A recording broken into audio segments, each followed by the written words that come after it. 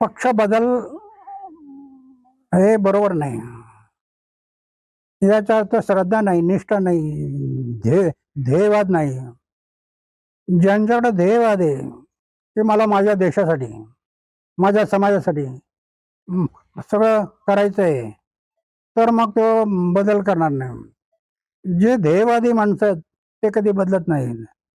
पण जे हे आपलं स्वतःचं हित साधणारे लोक ते दल बदल काय करीत असतात.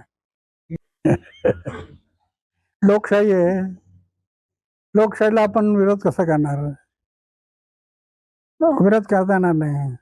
हा हे की चुकीचं काम करतात तर मग आपण विरोध करायचा. समाजाच्या भल्यासाठी काम करत असतील, बरं ते राजकारणातलं असू द्या, पण समाजाच्या भल्यासाठी करत असतील तर करू द्या. ते असे कायदा करणारे लोक कधी येतील माहित नाही. असे कायदे करणारे विचारशील लोक पाहिले पाहिजे. ते ज्या दिवशी येतील त्या दिवशी फरक होईल. मुख्यमंत्र्यांना जे पत्र पाठवलं होतं देवेंद्र फडणवीस, की कायदा माहिती अधिकार कायद्यातील 12 जून 2020-26च्या बेकायदेशीर दुरुस्त्या तरतुदी रद्द कराव्या असं आपण मागणी केली होती. त्याबद्दल त्यांनी लिहिलंय,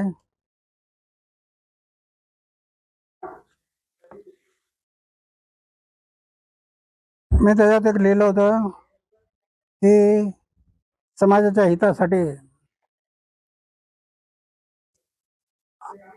राष्ट्राच्या सेवेसाठी सगळं जीवन समर्पित केलं होतं.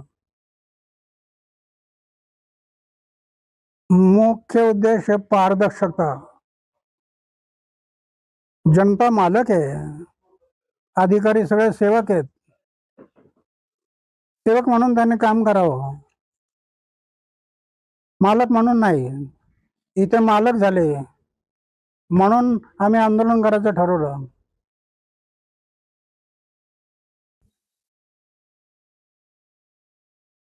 आता सरकारने विचार केला की तुम्ही म्हणता तसं आम्ही करायला तयार आहोत. मुख्य माहिती आयुक्त पांडे साहेब, मुख्यमंत्र्यांनी त्यांना पाठवलं होतं, तुम्ही जा स्वतः बोला आणि बोलून मग काय करता येईल ते पहा. म्हणून ते आले होते, चर्चा झाली.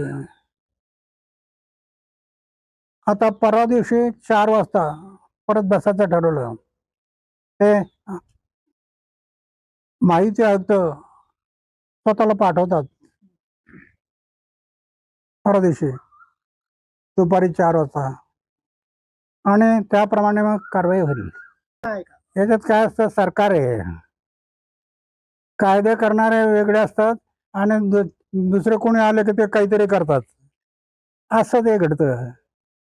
म्हणून नको ते लोक जर घडले, शिरले आतमध्ये, तर आपण आंदोलन, समाजाच्या हितासाठी जे करणं शक्य आहे ते करा, जनतेच्या हितासाठी करायचं ते करा, अन्यथा आंदोलन. आता 5 तारखेला जे आता उपोषणाचा इशारा दिलेला होता, 5 जुलैला उपोषणाचा इशारा दिलेला होता, तो तात्पुरता स्थगित केलाय का? आता स्थगित केला. आता मुख्यमंत्र्यांनी माहिती आयुक्त, प्रमुख माहिती आयुक्त त्यांनाच पाठवलं होतं. त्यांच्याशी चर्चा झाली आणि ते म्हणे मी स्वतः येतो माहिती आयुक्त म्हणून, कधी यायचं सांगा. तर परवा दिवशी दुपारी 4 वाजता या. मग ते येणार आहेत आणि ते मुख्यमंत्र्यांशी चर्चा करून मग निर्णय घेणार. अण्णा, त्या बैठकीमध्ये जर मागण्याचं समाधान झालं नाही तर 5 तारखेला जे ठरवलेलं आंदोलन आहे, उपोषण आहे, ते होणार आहे का? होणार. जर जनतेच्या हिताच्या मागण्या त्या जर होत नसतील तर पुन्हा आंदोलन होणार.